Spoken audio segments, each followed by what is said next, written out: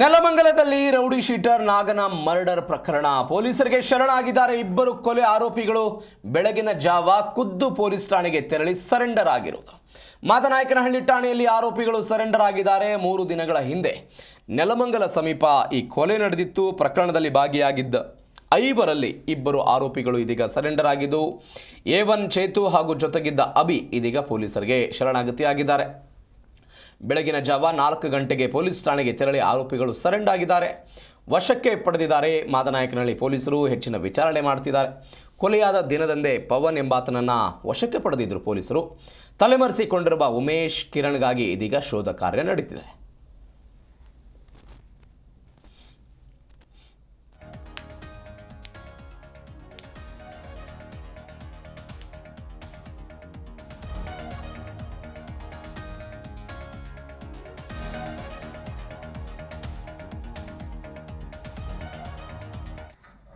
Madanayakanahalli police station ವ್ಯಾಪ್ತಿಯ ನಗರೂರು ಎಂಬ ಗ್ರಾಮದ ಬಳಿ ಬಾಲಾಜಿ ಫಾರ್ಮ್ ಹೌಸ್ ಎಂಬ ಒಂದು ಫಾರ್ಮ್ ಹೌಸಲ್ಲಿ ಸಂಜೆ ಸುಮಾರು 4ರಿಂದ 4:15 ಸಮಯದಲ್ಲಿ ಅಲ್ಲಿ ನಾಗರಾಜ್ ಅಲಿಯಾಸ್ ಆಟೋ ನಾಗ ಎಂಬ ಒಬ್ಬ ವ್ಯಕ್ತಿ ಕೊಲೆ ನಡೆದಿರ್ತದೆ. ಸೊ ಈ ಹಿನ್ನೆಲೆಯಲ್ಲಿ ನಾವು ಮಾದನಾಯಕನಹಳ್ಳಿ ಪೊಲೀಸ್ ಠಾಣೆಯಲ್ಲಿ ಒಂದು ಕೊಲೆ ಪ್ರಕರಣವನ್ನು ದಾಖಲು ಮಾಡಿಕೊಂಡು ತನಿಖೆಯನ್ನು ಮಾಡ್ತಾಯಿದ್ವಿ. ಸರ್, ಏನು ವಿಚಾರಕ್ಕೆ ನಡೆದಿರ್ಬೋದು ಅಂತ ಏನಾದರೂ ಮಾಹಿತಿ ಇಲ್ಲ? ಇದು ನಮಗೆ ಪ್ರಾಥಮಿಕವಾಗಿ ಬಂದಿರೋ ಮಾಹಿತಿ ಪ್ರಕಾರ ಈ ನಾಗರಾಜು ಮತ್ತು ಆತನ ಇಬ್ಬರು ಸ್ನೇಹಿತರು ಮೊದಲಿಗೆ ಬಂದು ಅಲ್ಲಿ ರೂಮ್ ತಗೊಂಡು ಅಲ್ಲಿ ರೂಮಲ್ಲಿ ಇರ್ತಾರೆ. ನಂತರ ಅವ್ರಿಗೆ ಪರಿಚಿತರಾದ ಇನ್ನೊಂದು 2-3 ವ್ಯಕ್ತಿಗಳು ಬಂದಿರ್ತಾರೆ. ಫಸ್ಟು 3 ಜನ ಬಂದಿದ್ರು, ಒಂದು ರೂಮ್ ತಗೊಂಡ್ರು. ನಂತರ ಇನ್ನೊಂದು 3 ಜನ ಬಂದರು, ಇನ್ನೊಂದು ರೂಮ್ ಕೇಳಿದ್ರು. ನಾವು ರೂಮ್ ಕ್ಲೀನ್ ಮಾಡಿಸ್ತಾ ಇದ್ದೆ. ಅಷ್ಟೊತ್ತಿಗೆ ಬಂದು ಕೆಳಗಡೆ ಕೂತ್ಕೊಂಡು 2-3 ಜನ ತಿರುಗಾಡ್ತಾ ಇದ್ರು ಅವರು. ಅಷ್ಟೊತ್ತಿಗೆ ನಾನು ಲೈಮ್ ಸೋಡಾ ಕೊಡೋಣ ಅಂದ್ಬಿಟ್ಟು ಬ್ಯಾಕ್ ಸೈಡ್ ಸರ್ವಿಸ್ ಮಾಡ್ತಾ ಇದ್ದೆ.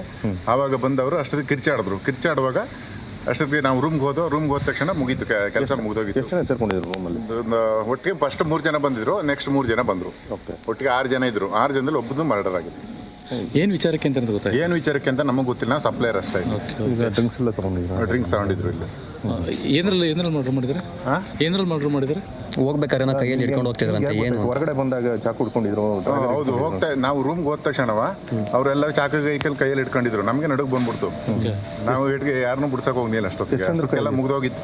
ಎಷ್ಟು ಜನ ಕೈಯಲ್ಲಿ ಇತ್ತು ಚಾಕು ಸರ್? ಚಾಕು ಒಬ್ರು ಕೈಲೇನೋ ಚಾಕು ಇತ್ತು. ಇನ್ನು ರೂಮ್ ಒಳಗಡೆ ಇತ್ತು. ರೂಮ್ ಒಳಗಡೆ ಹೋಗೋದು ಎಲ್ಲ ಈಚೆ ಕಡೆ ಬಂದ್ಬಿಟ್ಟಿದ್ರು ಅವರು. ಇದೇನು ಬುಕ್ ಮಾಡಿದ್ದೆ ಇಲ್ಲೇ ಬಂದು ತಗೊಂಡಿದ್ದು? ಇಲ್ಲೇ ಬಂದು ತಗೊಂಡಿದ್ರು ಅವರು. ಓಕೆ, ಎಷ್ಟೊತ್ತು ಬಂದರು? 2 ಗಂಟೆಗೇನೋ ಬಂದಿದ್ರು. ಓಕೆ, ಏನಂತ ಹೇಳ್ಕೊಂಬಂದ್ರು? ಏನಂತ ಏನಿಲ್ಲ, ರೂಮ್ ಬೇಕು ಅಂತ ಅಂದರು. ಓಕೆ, ರೂಮ್ ಕೊಟ್ಟ ನಂತರವ ಫುಡ್ಡು ಹಿಂಗೆ ಅಂತ ಹೇಳೋದಕ್ಕೆ ನಾವು ಹೊರಗಡೆ ತರಂಗಿಲ್ಲ ಅಂತ ಒಂದು ಆಯ್ತು. ಡ್ರಿಂಕ್ಸ್ ಬೇಕು ಅಂತ ಅಂದ್ಬಿಟ್ಟು ಡ್ರಿಂಕ್ಸ್ ತರಿಸ್ಕೊಂಡ್ರು ಇಲ್ಲಿಂದನೇ. ಡ್ರಿಂಕ್ಸ್ ಸಪ್ಲೈ ಮಾಡಿದೆ ನಾನು.